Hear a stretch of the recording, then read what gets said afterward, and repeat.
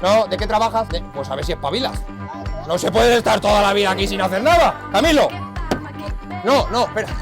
Quiero decir que si hay algo aquí y hay algo por debajo, no se puede atravesar, ¿verdad, Camilo? ¿Cuántas monedas hay? Quiero que me las muestres a todo el mundo.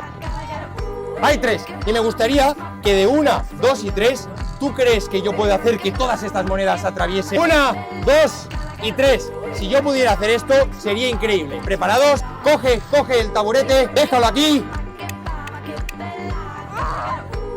Parece que tú has flipado más que ellos. Vamos a repetirlo porque a lo mejor él no entiende ni qué está pasando. 1, ya ha pasado. 2, no. ¡Arriba!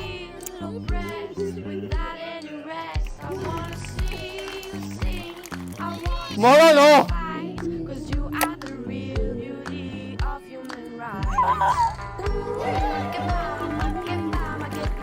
Tengo intención de dártelo, pero solo la intención. Así que muchas gracias.